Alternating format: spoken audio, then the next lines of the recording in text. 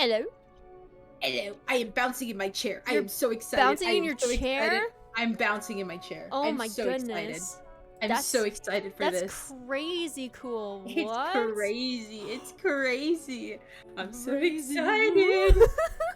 Well, I'm happy you're excited. I am. And it's also fun because I'm completely in the dark. This is so true. I'm so nervous. She has no idea what's gonna happen. Okay, let's switch over to the fanfic scene. Boop. Okay. Golden Phoenix Pog. Oh my goodness. Oh yes, I have read the Golden Phoenix. I'm up to date on all the lore. Ooh, I am not. Kid is very much not. I've been holding myself from reading any part of this, so I'm completely in the dark. Yeah, had to hold her back, refrain her. Yeah, literally.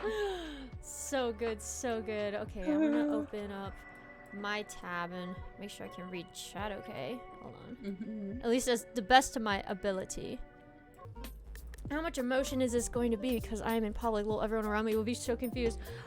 That is an excellent question. Oh, Emmy with the smile. Oh my goodness. Okay, I'm gonna put on the lore music. Hold on. I've just been seeing all the art, so I'm like on TikTok. Oh, yeah. The art is so good. The art. Oh my gosh, carries my freaking soul all the way to heaven. It just Ave Maria. But thank you guys so much for that level 2 hype train. That's crazy. Let's freaking go. This is so woo. Okay. Kit, are you ready? I am so ready. Okay. Oh my gosh, this ooh. Okay. All right. All right, I guess I'll start off with the summary. Okay. All right. It's lore time, folks. Oh, first off, remember all follows, subs, bits, and raids will be thanked at the end of the chapter. Thank you all so much for your support. Is this a one-shot? No, this is gonna be a series. There's currently 11 chapters. So hopefully by the time like we get caught up, like some more stuff will be out and about. But yes, this is gonna be the one that we do every Tuesday, Kit and I. Yes. Big fun. All right. Here we go. The Golden Phoenix by Emmy Artsy. In his dreams, there had always been a voice. A soft, melodic voice that sang their mother's lullaby. A more monotonous, but just as loving voice that promised he'd teach him to fight one day. Once he was old enough, of course. The doting voice of a mother laughs with a toddler as she gently tries to fix a small crown onto the boy's brow. And then there was the gentle voice of a father that promised to always keep him safe from those who'd do them harm. And in the morning when the boy would wake, he'd wonder who exactly he needed to be protected from. Tommy? A voice called out from the doorway, and Tommy grinned gleefully at the sight of his older brother. Dream! He yelled, stumbling out of bed and into his arms, hugging the man tight. His brother returned the hug in kind, his hands pressing warmly into the spot on his back where his wings would ignite for the first time in a few days, fully grown. Surely Dream was all the protection Tommy would ever need in this world, right? A knot of doubt coiled tightly in his chest. AKA the Dream SMP Tangled AU nobody asked for Technoblade. Aww. Alright, and fair warning, like world building, it'll be chapter 2 before we get to the main plot, but it's interesting world building, guys. Trust me, world building. I've read it. Okay, let me get out the one with the colors. Okay. Man, I should have switched it. I should have had you read the synopsis, because now I have to read this. Yeah, it's okay. You were excited. So okay. All right. Okay. Chapter 1, The Angel of Death. In the beginning, the earth was dark. The lands were swallowed by the endless nights, and monsters roamed freely to kill and ravage any spark of life. There was no hope, no love, only death and destruction. And from all that death and all that destruction, 2 gods were given life by their creators.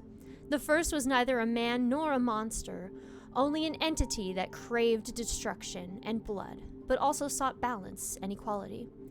He sought for a world without rulers. He sought for a world where monsters and the life forms they had been snuffing out for millennia could coexist. Perhaps not in harmony, but in equal standing with another, so the fight could be fair. And so the world's first anarchist was born, the Blood God. And from his shadows, a sister, a twin, bloomed from him. Her hair was dark as the age-old night, with eyes red as the blood her brother spilt at her feet. Her name was Death, the goddess of death. While her brother roused the humans from their caves and hastily built shacks, she quickly got to work evening out the playing field. Day in, day out, as the higher gods worked to bring the sun into existence, she slaughtered every monster and beast that dared step near her. However, even given her immense power, she alone was not enough to cut down millions of mobs without her brother, who at the time was already wagging his first war. So she asked the high gods, "Please send me a helper, an angel to stand by my side and fight with me." The gods obliged. Death watched as he floated down gracefully from the sky, swooping over her head and performing flips and spins with his newly created wings. The raven-haired goddess watched with a gentle smile as her angel sought to impress her with his newborn eagerness. Eventually, she held out her hands and waited patiently for the man to land. Death took the time to notice exactly what type of wings their creators had made for him. Crow wings, dark as the night that had encrusted over the planet for so long, and befitting to work alongside someone like her due to their stigma as a species. Reputation aside, Death thought her angel was beautiful. His hair shone a golden halo of blonde, and his eyes were as blue as the newly lit sky. Though it appeared the angel thought her to be much more pulchritudinous. Sorry. You're good, you're good. With blushed cheeks, the man tipped his striped hat at her and spoke passionately. "My goddess, I am the most honored to be at your side. My life is yours." Did they give you a name, my angel? Death asked gently, placing the tip of her nail under... Oh shoot, I clicked off and I lost my colors. Her nail under his chin to lift his head up. His blue eyes peered into hers, and for the first time in her short life, she saw no fear in the eyes of man. Of this man, her angel. "Filza, my goddess." "Well, I must say, Filza, that's a much better name than the one I was given," Death chuckled, gently tipping his hat. Filza laughed, a bit nervously, in awe that her laugh was just as exquisite as the rest of her. He fixed his hat and stood as tall as he could in the palm of her hand. "My goddess, you deserve to have a name befitting of your wonder. Why do you not change it?" Filza asked. Death paused at that. Never once in her life did she think that even a possibility, and yet this man, Filza, not 10 minutes old, was already showing her ideas she never dared dream of. "I'm quite embarrassed to say I never thought about it. I'm afraid I wouldn't know what to pick. Do you have any suggestions?" Filza went beet red, and Death had to contain herself from laughing at his rather cute expression. He quickly composed himself and then stammered, You want me to... Me? Who else would I ask? You're my first and only friend. My brother is more preoccupied with wreaking havoc and spilling blood to pay attention to me. Then he is a fool to do so. Pardon me if I am being too blunt. Any being, god or not, would have to be brain dead to not pay attention to you," Filza said, passionately, and this time Death was the one that was blushing. "You're a kind man, Phil, and I can already tell that we will get along quite well. Now, any thoughts on a name? Death doesn't quite roll off the tongue, you know." The angel stayed silent for a long time, deep in thought, for this was the most important answer of his newfound life. The goddess waited patiently for Filza to respond, and finally he did. "How about Kristen?" the angel said sheepishly, and the goddess felt her heart soar for the first time. Yes, I think Kristen will do quite nicely, but for my sake and yours, only you can call me that for now. Yes, my goddess." Death raised an eyebrow at him, and Filza once again went red in the face. "Yes, Kristen." She smiled the second time in her life. Unbeknownst to either of them, this would be the second of millions of times Filza would make her smile. Together, the two fought fiercely at one another's sides for hundreds of years until the people grew strong enough to fight with them, and while normal humans were unable to see the goddess of death, they could see Phil. The humans proclaimed the angel as their leader, and after many great and glorious battles that spanned over many generations, they made it to the end. However, instead of bringing his entire army into the dangers of the end, he proclaimed that he would go alone. Filza promised that once the dragon had been slain, there would be a new era of peace, and with it, a new generation of people. And while the people that Filza and Kristen cared for so dearly could not understand what that last part of his statement meant, they wished him with tearful expression an honorable fight, and for triumphant victory. As he climbed the staircase to overlook the portal, he turned to his people, suddenly filled with a sense of dread that told him he would not be back for a while. A boy, no older than 15, looked at him with sad eyes. He's too young to be here. I promise all of you that one day I will return to this land and lead it into a golden age of peace. For now, take care of one another. Live your lives and band together, but be kind to those who are different from you. After all, just because someone looks to be a monster doesn't mean they are one. Phil reached the top step. With arms outstretched, he fell into the portal. Time seemed to freeze as he free falls into the end. His body grows cold quickly, and ice forms against his wings, making flight impossible. His teeth chatter, sending out puffs of cold air into the black abyss. But while his body freezes, his mind races. He feels time break apart, and with that he begins to see shapes and colors radiate around him. He begins to see people, happily chattering amongst themselves. The sun shines high in the sky, and their world appears to be at peace. In the background, Filza can see a magnificent castle built atop the side of a large mountain. At the very top, the angel spots patches of freshly fallen snow upon the ground. At the base of the mountain is a kingdom, a town bustling with daily life. Children dance in the town square, and Phil faintly can hear the angry shouting of a baker who appears to have burnt his hand against the hot oven.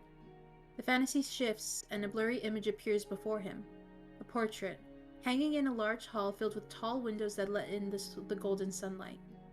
Philza turned to look at the portrait and can partially make out a golden-haired man with a crown atop his head. His large dark wings are extended outwards and lightly wrap around the shoulders of his two children. One of the boys appears to have long pink hair, while the other has curly brown hair with pink roots barely peeking out. A crown rests atop both of their heads. Suddenly, Philza catches another figure in the painting. Sitting in the arms of the king is a small infant, maybe 6 or 7 months old. His hair is a golden blonde, just like his. What? What is this? And then his feet hit the ground, and time starts once more. Philza? Phil, can you hear me?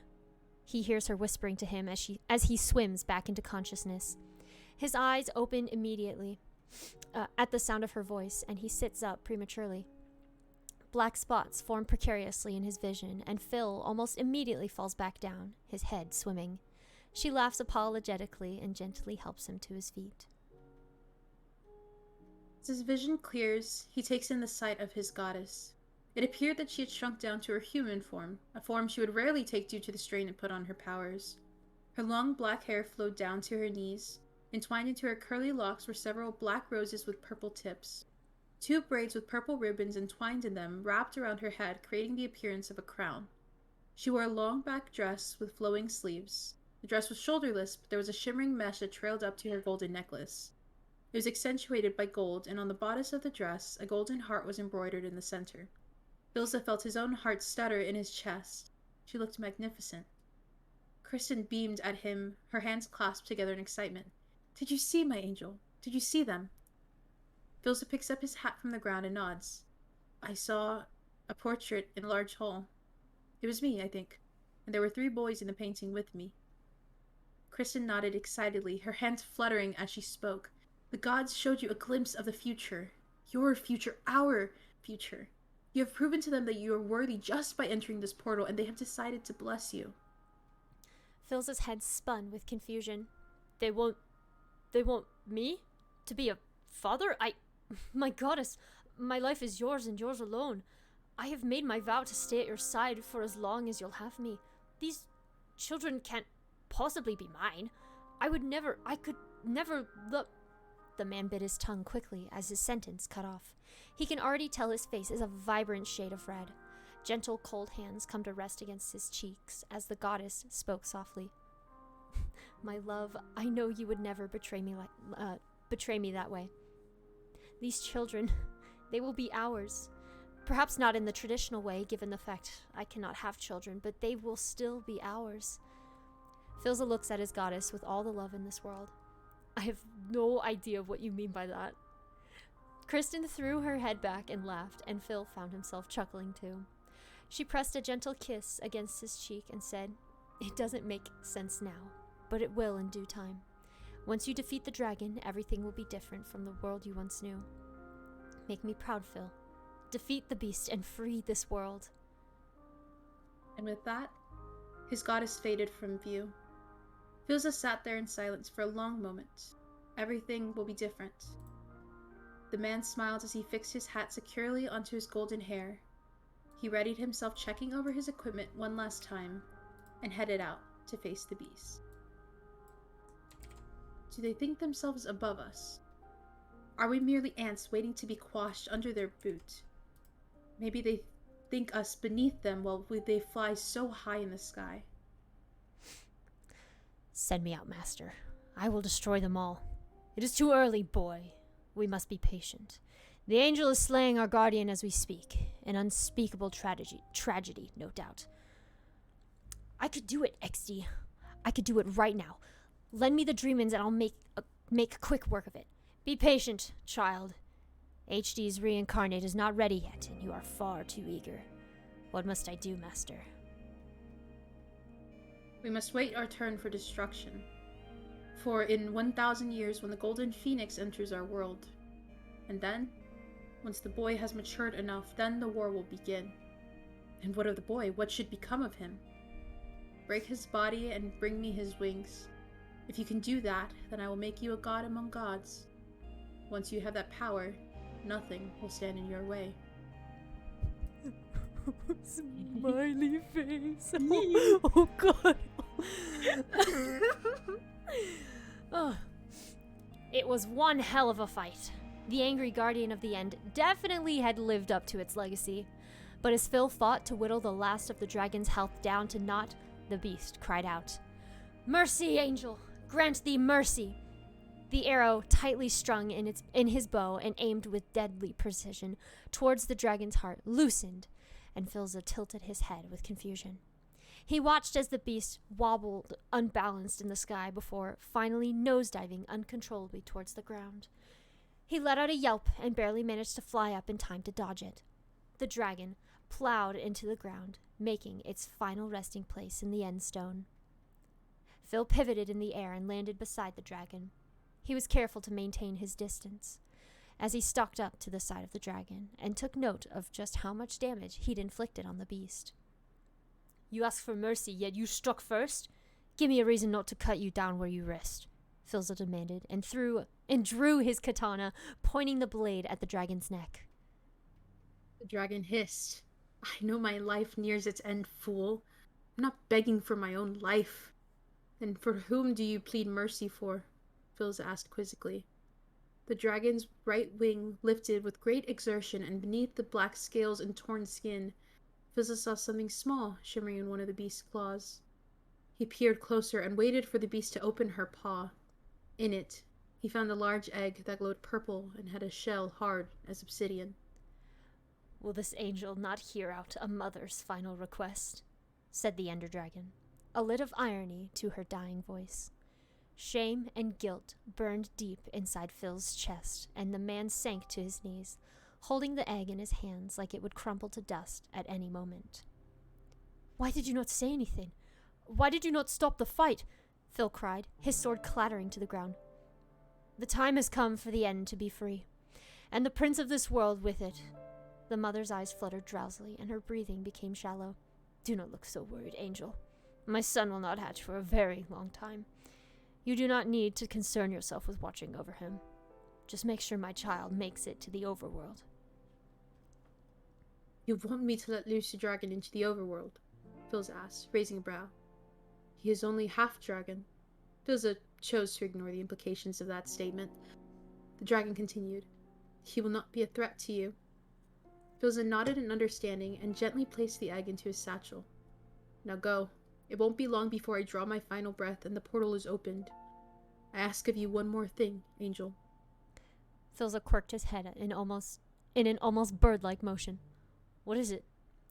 Once the portal is opened and you have made it through, keep the portal guarded and prevent those who are unworthy from entering. Though a few of my people wish to leave the end, most would rather stay here. But without me, this place will be left unguarded and defenseless.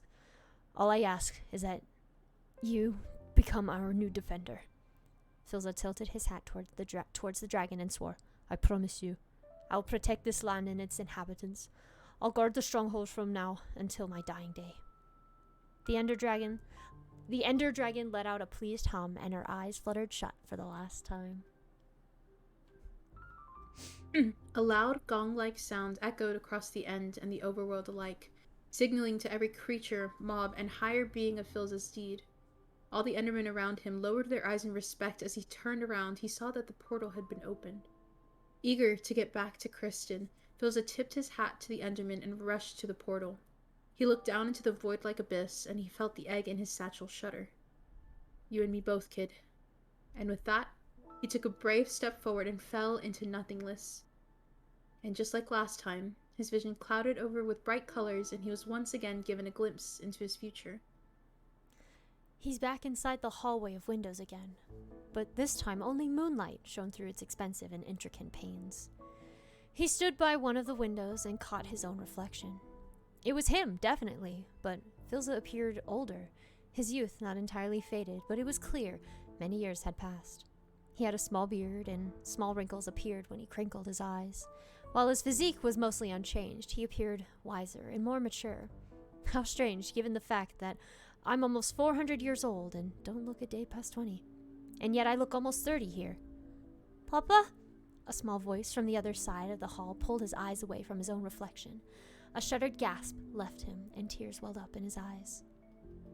His heart softened at the sight of what had to be one of his and Kristen's sons. A boy, no older than 4, with a stuffed bear clenched in his fist, clumsily ran his way up to the angel, arms outstretched. The child bunched a piece of his cloak in his fist and tugged on the fabric. Golden blonde curls and blue eyes that mirrored his own peered up at him for a moment before the toddler buried his face into Phil's side. The infant from the portrait. The youngest.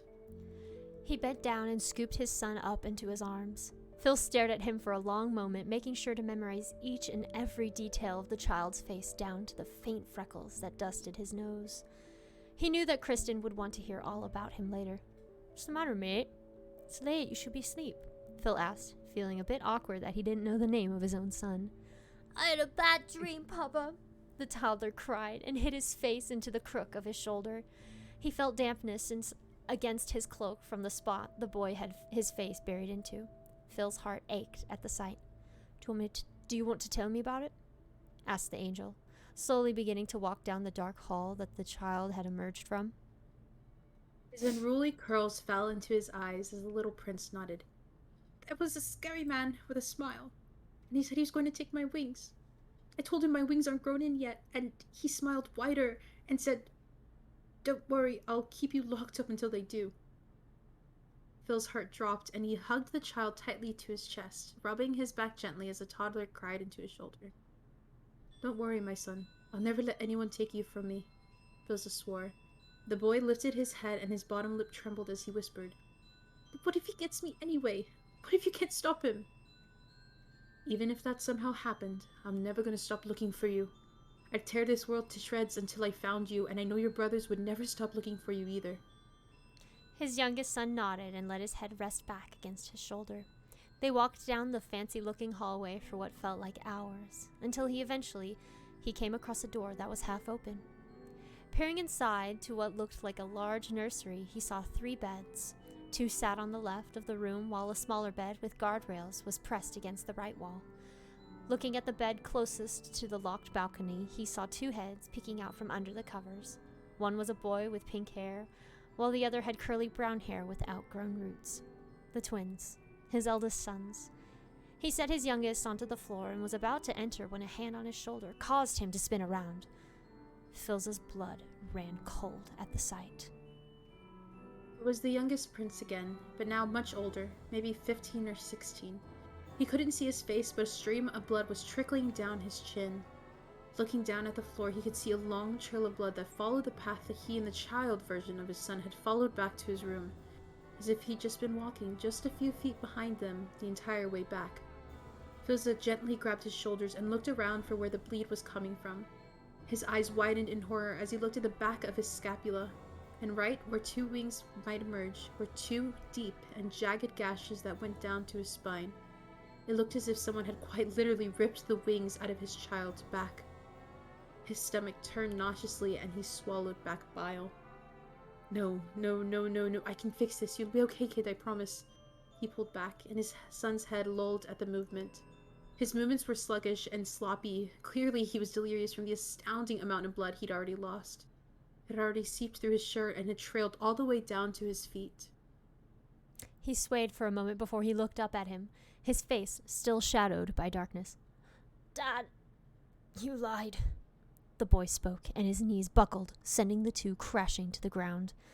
Filza pulled the boy's head into his lap and took off his cloak.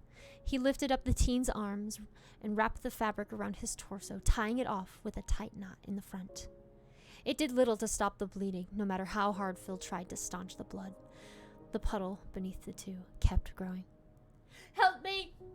Somebody please! Help! Filza cried, his voice echoing uselessly down the dimly lit hall. He pressed a palm against his son's face as he leaned over him. Phil looked down at the boy curled up on the floor, whose face was white as a sheet, and let out a wail.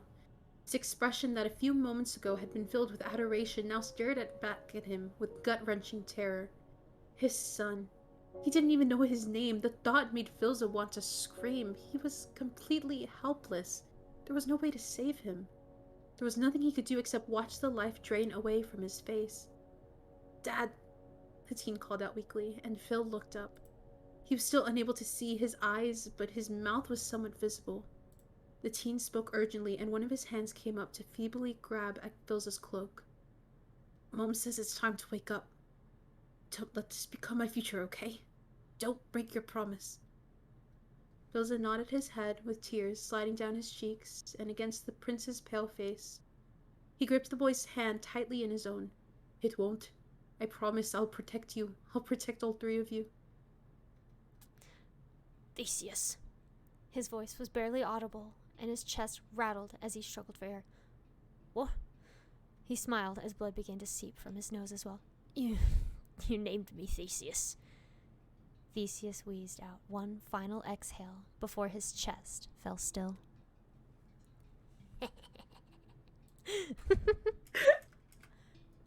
This chapter? What? Are you okay? End of chapter 1! End of chapter 1! Woo! What?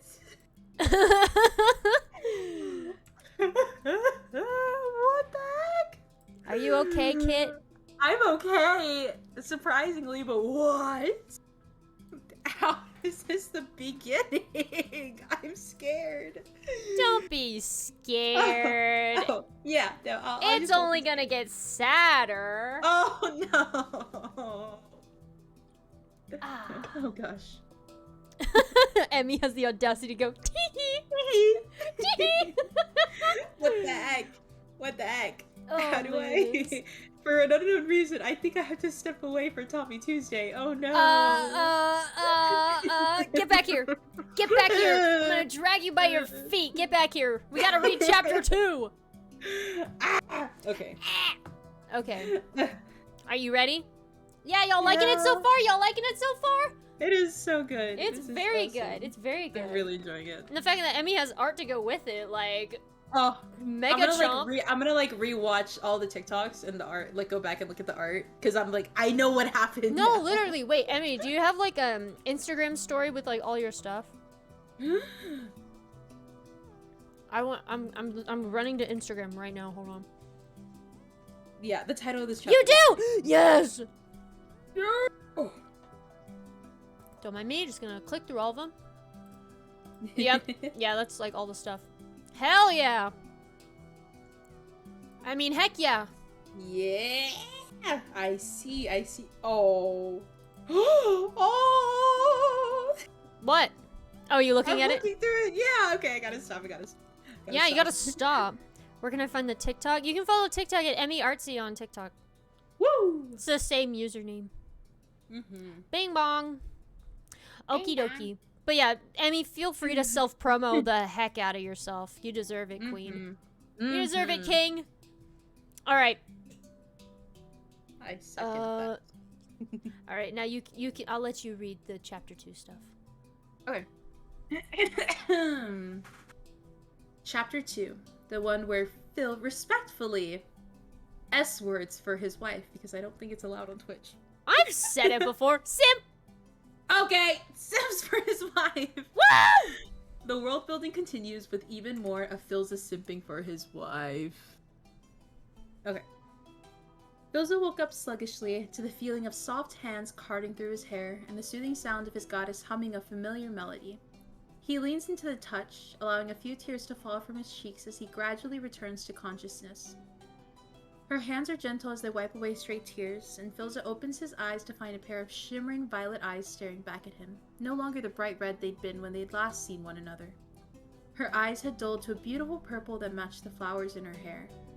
They stay like that for a long moment, locked in one another's gazes before Phil finally sits up and suddenly he can't hold back his tears any longer. A sob tears from his chest as he leans forward, putting his head into his hands. Arms come to wrap around him from behind and he can feel her chin come to rest against his shoulder. Phil tilts his head back into the side so that his temple is pressed into her hair. It was Phil who broke the silence, still biting back tears that burned in his eyes, angry at being kept from falling. Your eyes, they're violet. He heard her chuckle incredulously, a light musical sound that resembled wind chimes. It set the angel's heart soaring, as it always did every time she let out the familiar, unrestrained chuckle that only Phil ever got to hear from her. Yes, my angel. It's a bit hard to explain at the moment, but I promise you I will once we've talked a bit. You've been asleep for a long time. Philza sat up at that, wiping his eyes dry with his sleeve. He turned around to face her and finally got a good look at his surroundings. They were still in the stronghold, but not in the main portal room. Instead, it appeared as if one of the many side rooms had been remodeled into a tomb of some sort. It was a large carved stone room lit up by several torches on the wall. There was a long green rug that trailed from his bedside to a giant pair of expertly carved spruce doors.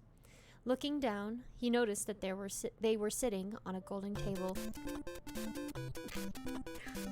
Sorry. I forgot about that noise. Looking down, he noticed that they were sitting on a golden table crafted to look like the world's most uncomfortable bed. A coffin of gold meant to hold his comatose body for many months, perhaps years, perhaps centuries. How long have I been in this room? There was no outward indication to give him any clues. The corners of the room were spotless and clear of cobwebs. There wasn't a speck of dirt in sight. The torches were fresh. Clearly someone had been taking care of him as he slept. But for how long? Suddenly, there were cold hands cupping his face, pulling his attention back. Kristen's words were gentle. My love, don't panic. Everything is all right. You did your duty and the world is safe. The world has thrived and now it is finally time to lead your people into the Golden Age. But before I take on the role of the immortal goddess and talk about your duty to your people, let us just be Kristen and Phil for a moment. Aww. That hurt. Philza was reeling from confusion. His head was spinning as he blinked up at her. Nothing was making any sense. How much time had passed? Where was he? What had changed? Were his sons alive yet? Do they need him? And Theseus, oh my god, Theseus, my son, our son. She doesn't know. I saw them. I saw our sons, Kristen, Phil blurted out, his chest tight. He slapped a hand to his mouth as another wave of grief flooded out. Kristen's hand came to tuck itself into the underside of his jaw as she nodded at the words. I know. I saw. The high gods gave me that vision to show you. But let me assure you, Theseus's fate isn't set in stone, Phil. You can save him, and I know beyond a shadow of a doubt that you will. Theseus hasn't Theseus hasn't even been brought into this world yet, and I already know that there is nothing you wouldn't do for him and for the twins. His goddess smiled and pressed a gentle kiss to his cheek. Do you know their names, the twins? Phil's head perked up as his face flushed. Kristen sighed and shook her head, shifting a bit on the table so her legs could cross beneath her.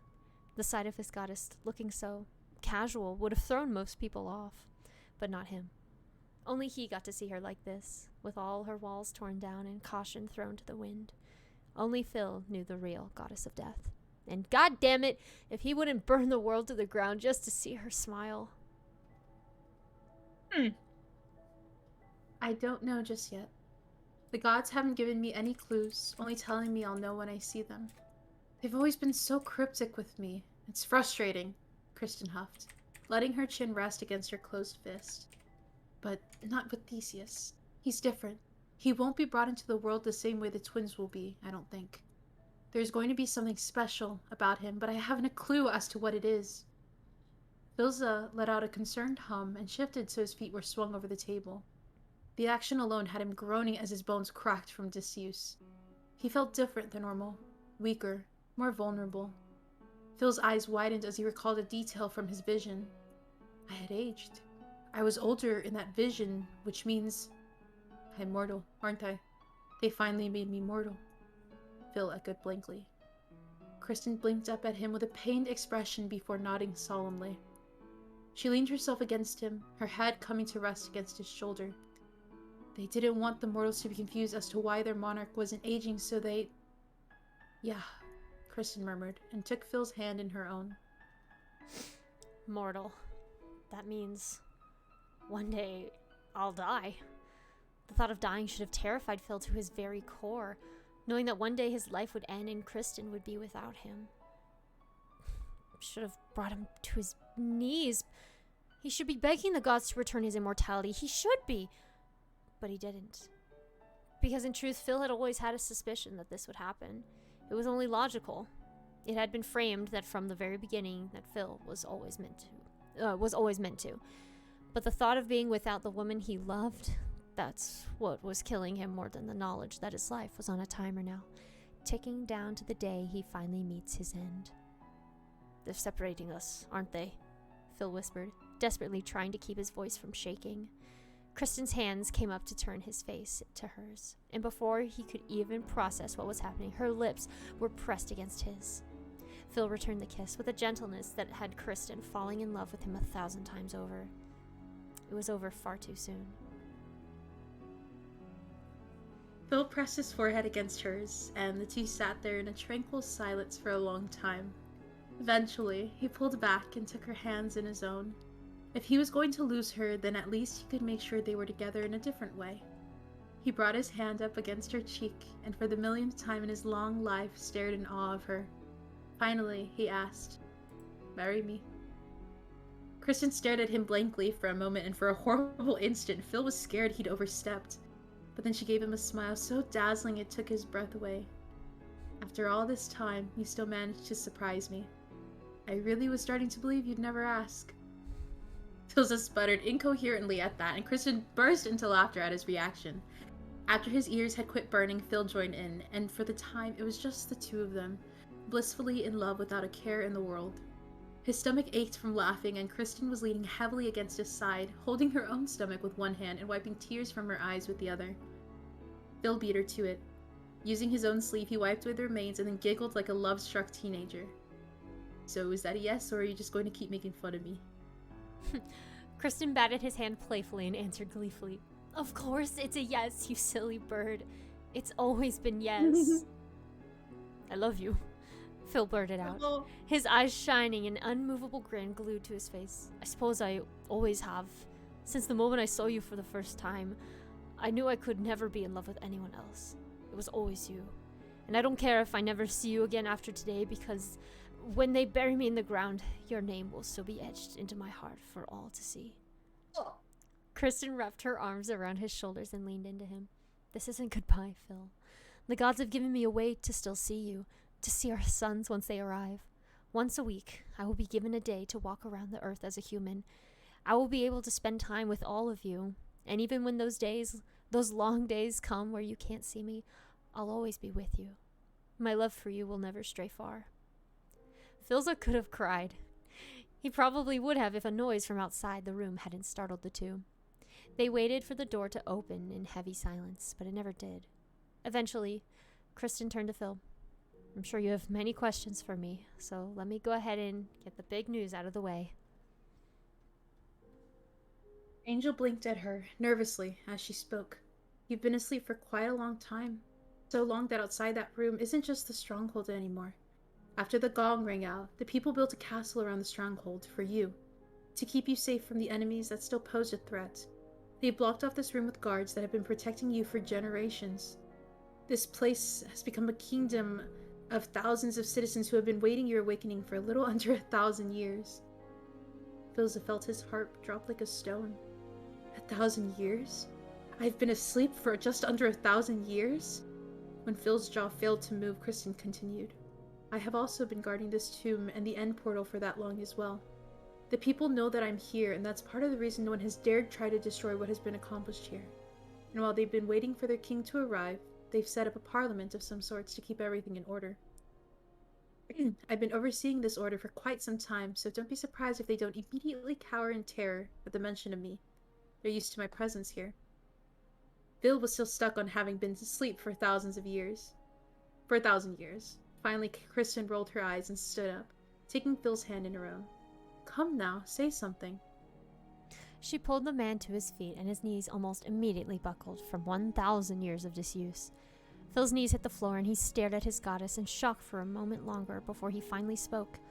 You've been watching over me for that long? Kristen knelt to his side and kissed him once more, which, to be fair, only ended up scrambling the angel's brain even more. She gently tucked a piece of blonde hair behind his ears and spoke. Of course I have. I love you. I wasn't going to let anything harm you while you slept, and your people weren't going to let that happen either. This is all so much. Philza exhaled and shakily stood back up to his feet. He leaned heavily against the table as he tried to regain his balance, but his legs felt like jello, as if he'd never walked on them before. His knees shook from exertion. Clearly, some muscle atrophy had set in while he'd been asleep. That or this was just how all mortals felt when waking up for the first time. It's not like he had any first-hand experience, at least not until now. Kristen noticed his struggle and wrapped an arm around his waist, leading him towards the door. He hated how weak mortality felt. His wings ached as he stretched them out for the first time since jumping through the portal all those years ago. Looking back, he winced at the disheveled state of his wings. Feathers had bunched up against one another, and many feathers looked just on the verge of falling off. They desperately needed to be preened. Ah, well, he'd have time later, he supposed. Looking forward, he eyed the giant spruce store ahead of him like it was a great foe, because in a weird way it was. It was the barrier that divided him from his old life to his new. The moment he stepped through this door, he was no longer the angel of death, no longer the loyal protector of the goddess of death and the savior of the end. The moment he stepped through the door, he was Emperor Philza for the Antarctic Empire. His wings puffed up in anxiety, but a gentle hand quickly began to rub circles onto his upper back. I would be lying if I didn't say I wasn't scared shitless by all this, Philza said, giving a weak laugh. His hand came to wrap around the handle of the door before he could pull it open. Kristen turned to him. There is no one better suited for this role, Phil. These are your people. You fought so hard to free them, and now it's finally time to lead them. You're the angel of death, my love. Your wings are a mark from the gods that deems you worthy to rule what will become the greatest empire this world has ever seen. I won't lie and say it will be easy, because it won't, but you are ready for this. Phil looked at his goddess one last time before opening the door and smiled. An angel, eh? And here I thought my wings were more crow-like. The goddess giggled at her angel, and that was all the motivation Phil needed. He opened the door. Kristen was right. Ruling wasn't easy, but somehow Phil made it seem like a walk in the park. To the public, at least. Anyone who actually knew him knew how exhausted he was all time. Day in and day out, there was always some new crisis that required Phil's attention, whether it was something minor like a rogue politician with a silver tongue that Phil had to wrangle under control to something huge like the outbreak of avian influenza that had wiped out 50% of the avian winged during his second year of the rule. This particular outbreak had nearly cost Phil his own life, but he pulled through. Many others weren't so lucky. It was still hard for him to believe that 3 years had already flown by. The Empire had been overjoyed when Philza had finally returned to them. His wings had easily proven his birthright. And so Philza had been crowned Emperor of the Antarctic Empire just 2 weeks into his reign, and shortly after, on the 1 month anniversary of his awakening, he and Kristen were married. Surprisingly, the kingdom was unconcerned about their emperor marrying a goddess. Apparently, Kristen hadn't exaggerated when she said the people were used to her presence. While the empire started out with just the mainland kingdom below the castle built into the side of the great Stronghold Mountain, it soon began to look to expand. Instead of taking over countries entirely, Phil opted to form alliances with their rulers as long as they promised to lend their arms to the emperor whenever needed and deemed themselves part of the empire. The countries could still keep their governments and leaders as long as those rules were still followed.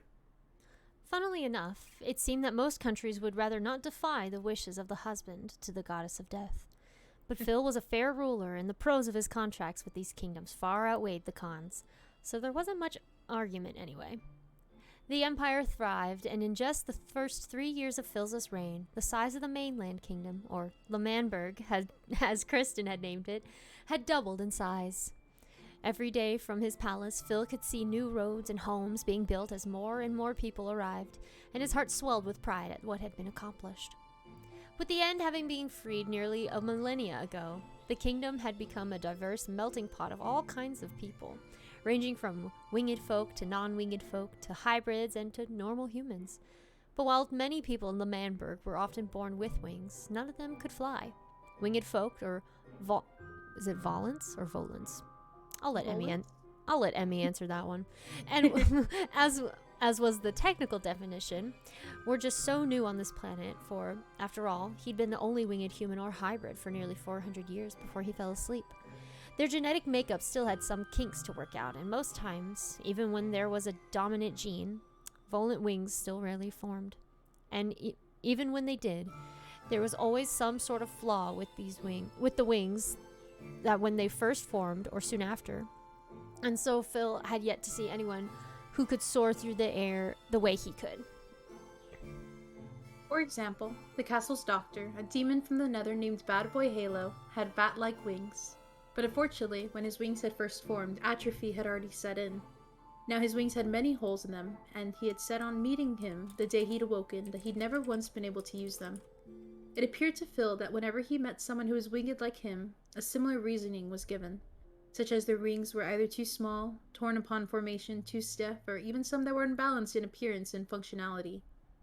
It was unfortunate, and at times Philza felt truly alone because of it. That thought of never having someone to share the open sky with was a depressing thought, but one that his advisor Jay Schlatt always made sure to scoff at. Could you imagine the chaos, Your Majesty? Thousands upon thousands of Lambergians airborne. The mere thought of it makes me uneasy, the ram hybrid said, gesturing wildly, and Philza chuckled at his antics. The brunette gave him a snarky grin, and for a moment Philza could still see how young he was. Just barely 20 and already the second most powerful man in L'Manberg. Not that he was much older, at least, by physical standards. According to Bad, Phil had the appearance of a 23-year-old. His advisor cleared his throat and tossed a balled-up sheet of paper, most likely a scrapped draft to some legal document, through the air and nailed the Emperor right in the nose. Phil startled for a moment before turning to flip him off, and Schlatt simply cackled loudly, in a mad sort of way that only Schlatt could pull off at his expression. It had taken some time for the two to become friends. At first, they had rarely seen eye to eye, and sometimes it was still the case. Schlatt was as stubborn and ill-tempered as, well, a ram.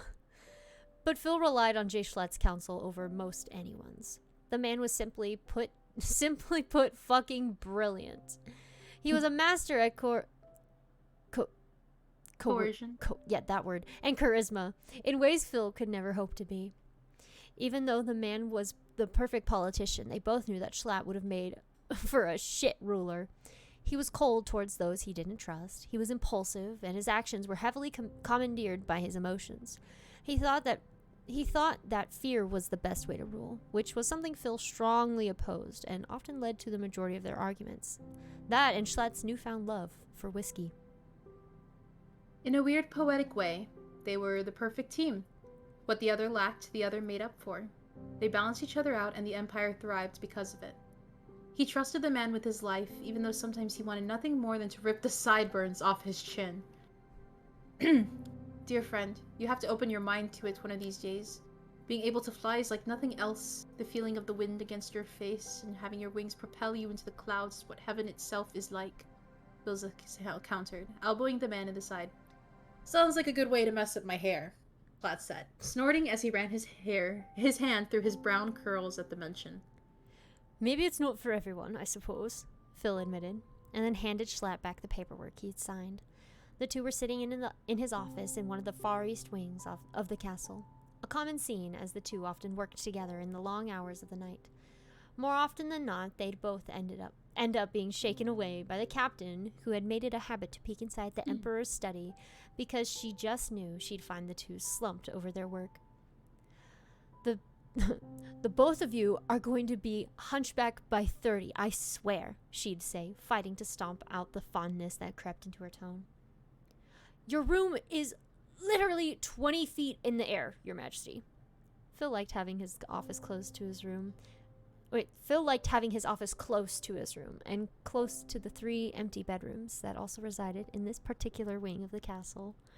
Schlatt had always wondered why Phil never bothered to put furniture in them, usually stating that it made the Emperor's wing of the castle look rather plain. But Philza would always smile and say, they'll be filled soon enough. Suddenly, a knock on the door jolted at the two men from their thoughts. Bilza hummed to himself for a moment, marking the page in the legislator that he was reviewing with one of his feathers that had fallen out earlier. He then called out, "Come in." The door opened and Bilza's expression lit up like the sun at the sight of the Empress. "Kristen," he called out breathlessly, jumping up from his seat. He rushed over to his wife and engulfed her in his arms, spinning her around for a moment before setting her back on the ground. "You're early. I thought you wouldn't be here till Thursday," Phil questioned, concern lilting in his voice. Schlatt let out a small cough, grabbing the attention of the two royals. He bowed to the two and said formally, "I'll take this as a sign to go finish the rest of this paperwork in my office. But, Your Majesty..." Philza turned his head back to the rim. I left the approval forms for the construction of the Lamberg orphanage on top of the book on the architecture of End cities. Ah, yes. I'll get that to you later tonight. Thank you, Schlatt. That'll be all. Phil pulled Kristen away from the door, allowing the ram to get by, but not before Schlatt bowed once to the Empress and greeted. Good to see you again, Empress. Good to see you as well again, Chancellor J. Schlatt. Kristen greeted warmly, allowing Schlatt to kiss her hand. "Keep him in line while I'm gone, will you?" Schlatt joked, causing Phil to roll his eyes and yell, "Out!" "I always do," Kristen said, winking, causing Schlatt to cackle as he closed the door behind him. "One of these days I'm going to throw him out the window and he better hope he can fly," Bilza muttered jokingly, turning back to his desk to grab the paperwork his advisor had mentioned. After a moment or two of flipping through it, his wings puffed with nerves when he realized he hadn't heard Kristen laugh at his rather poor attempt at humor. He turned and found her looking down at the ground, wringing her hands in what seemed like anxiousness. Phil sat down on the paperwork immediately and rushed to her side, taking her hands in his own. "My love, what's wrong?" Kristen gave him a wobbly smile, and the long, dark green dress she wore swayed along with her as she pulled away and walked beside his desk. She flitted her delicate fingers along the vast volumes of books that were neatly organized on the bookshelf before settling on a thick red one of the Nether. "Kristen?" Phil called, tilting his head in confusion. Kristen simply opened the book on his desk, flipping through the pages till she landed on a map of the charted portions of the Nether. Finally, after what seemed like an eternity, she grabbed a pen from Phil's desk and circled what looked like a piglin village. She looked back up at Phil, and her eyes filled with tears. "I found the twins." Phil's eyes widened comedically, and at first a smile bright as the sun itself broke out on his face before he finally realized that the tears in his wife's eyes were not ones of joy. He hurried beside her and pulled the goddess into his arms, letting her cry into his shoulder, all while gently rubbing circles into her back. What is it, my darling? What's wrong? Philza asked, his own eyes beginning to water as his own panic set in. The twins, are they in danger? Are they hurt? Do they need me now? Kristen's face tilted to the side so she could speak against his chest. When the gods told me about the twins and about Theseus all those years ago, they also granted me a gift of my own. She took a shaky breath, his bottom lip trembling as she exhaled the words as if they were shards of glass. Said gift would allow me the ability to revive 2 souls. They never specified who and never told me why, just that I wouldn't be able to break my oath of death and bring life just this once. I just never thought.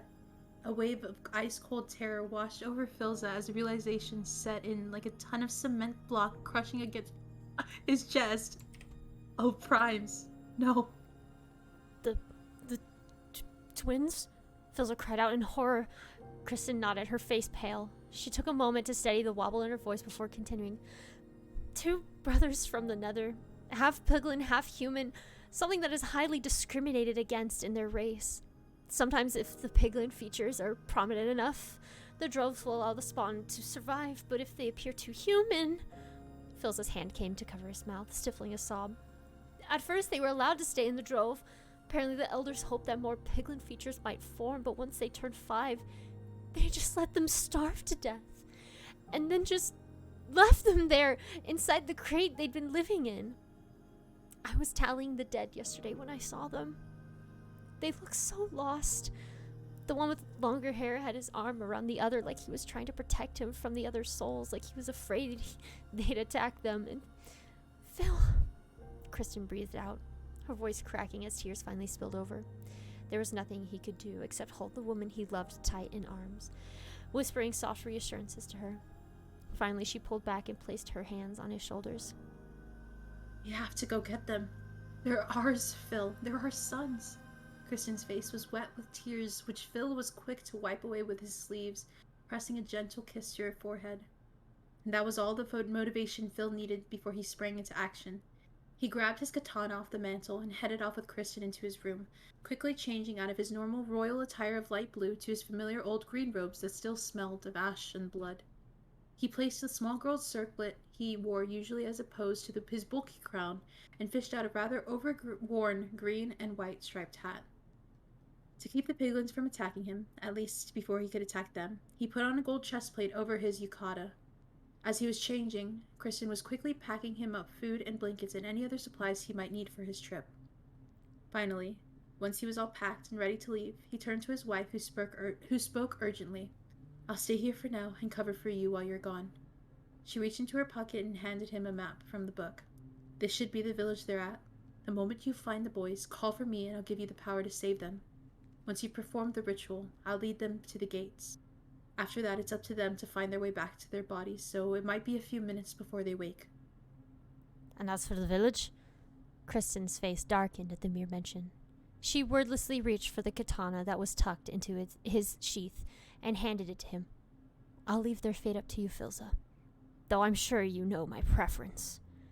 Phil nodded and pocketed the map and katana once more. He shifted his gear over his back and pressed a kiss against his wife's forehead. Kristen smiled with a sadness that threatened to tear Phil's heart to shreds. She leaned up and uttered softly in his ear, "Bring them home, Phil." Then, using her magic, she opened a portal to the nether in front of him. "I will. I promise." And with that, he entered the vibrant purple gateway that led to hell itself.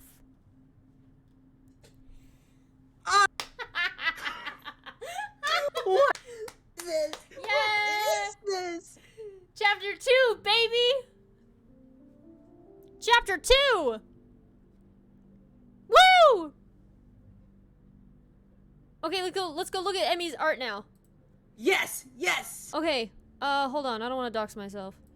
Yeah, Ah! That's my face! Fudge! Ah! What? I turned to the gameplay instead of the be right back scene. It just came up. It just came up. Shoot! Face reveal moment!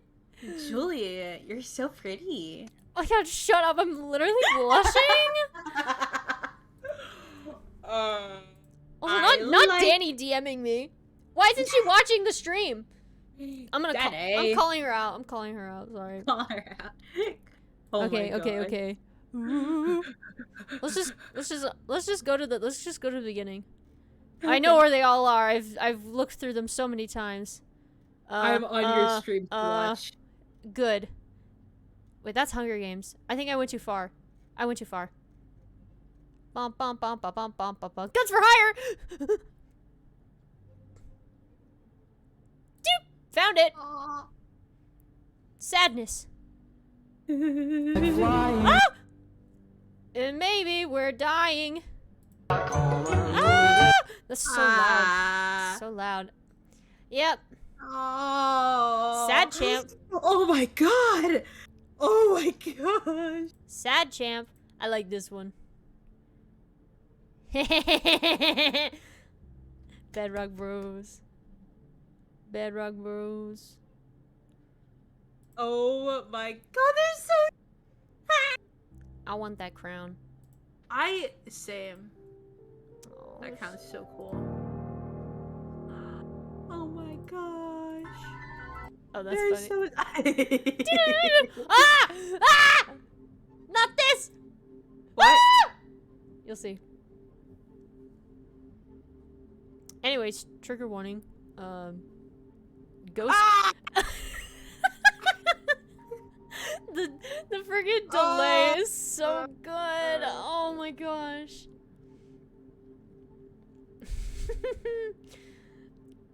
Oh man. Technoblade. Problem that no is not. Look at these mofos. Look at them. They know what's up. Oh, they're. Oh. Bruh, Emmy, I'm quaking in my boots! Oh my gosh. They look so cool. And then the emerald. Oh my god. Wait, that's so cool how like Wilbur has like the pink hair. Yeah, like, yeah, like, yeah. The roots. Oh, that's so cool. I love how Emmy Oh was my like God. handing out spoilers before like the chapters were even out. Wait. What? Wait. I love how Emmy doesn't even deny it! What? This is epic. I like this. Why can I not control the volume of this freaking app? Aw.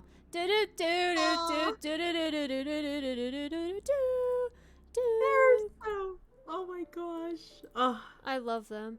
I love this. I remember being on your stream whenever you were drawing this, Emmy. So good. Techno violin. Are so freaking cool. Oh my god! Look at Kristen. Oh my god, so cute. I'm gonna cry. This is so good. I made art for the Golden Phoenix, Kit. Huh? I made art for the Golden Phoenix. I know you did. Did I show you? Hold I on. think so. I'm self-promoting myself. Hold on. Self promote yourself. I will. Cause I'm pretty sure I did. I'm pretty sure I did see it. You did? Well, I'm gonna show it to you anyway. No, show it. No, yeah, show it again. Yeah. I need to be reminded. Yeah. Yeah. Okay. Ooh, it's just me, myself, and I. Browse. Go to desktop. Go to art. Go to Golden Phoenix. Kablamo! Yeah.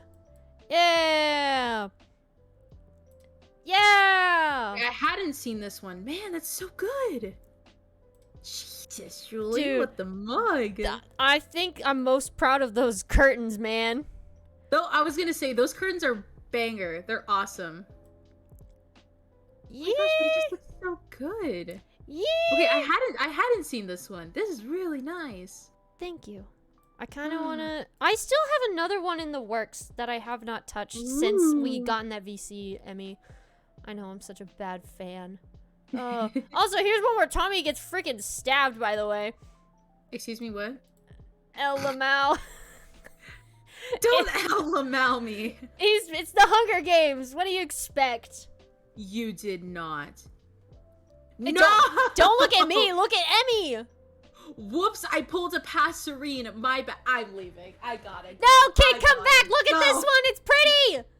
Okay, wait, I'm back. Hold on. There's lag. Oh, He is baby? He is baby.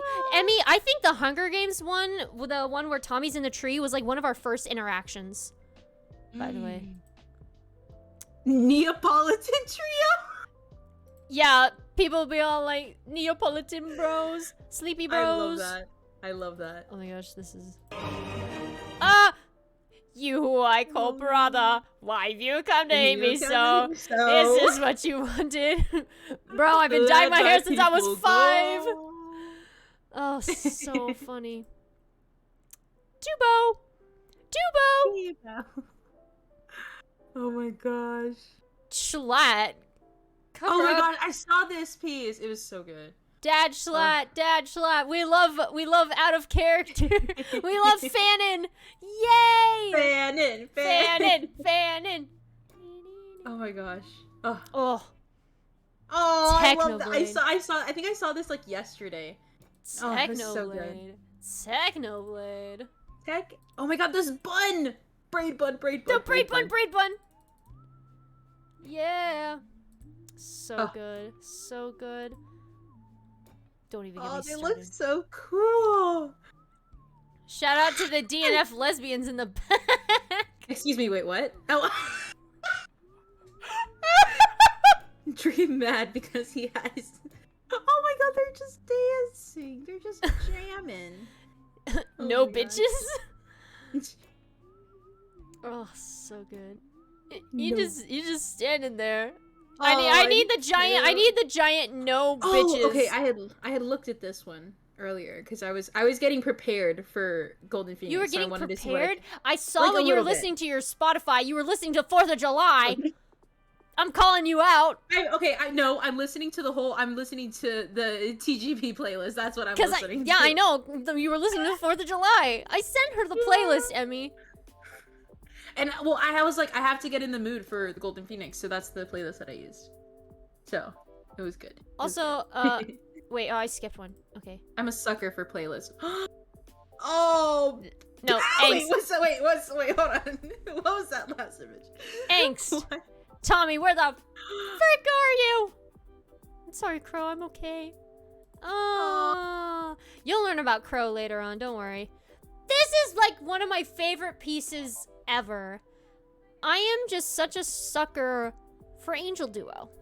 I can't help it. Oh, babe. Oh my god, his crown is so cool too. I would love a crown like that. That'd be so cool. Also lagging a little bit behind. No one touched me. Everyone loves Baby Dad. I know, he's just a little guy. Mm-hmm. And now Dadza is sad. Oh. Gee, I wonder why. Oh, that was so loud. What the mug? L. Imagine losing your child. Okay, now hold up. Hold up. Promotes my fic for that. No, literally, keep I'm encouraging Danny to promote Guns for Hire like Cray Cray. I'm telling her to use Twitter. She never uses Twitter, and so I'm telling her to use Twitter. Anyways, guys, go follow Emmy. Go follow Emmy. I have no idea what's going on. Oh, hi, Blueberry! Wait. What? I forgot about the slime. The slime. Yep, the slime boy! Look at him go! Yeah! Yeah! Baby. Aww. Oh, fathers. No! So good. Anyways. So who am I sending to for my therapy bill? Because I don't know, but I'm gonna keep looking at this while I read chat. Hold on. Okay.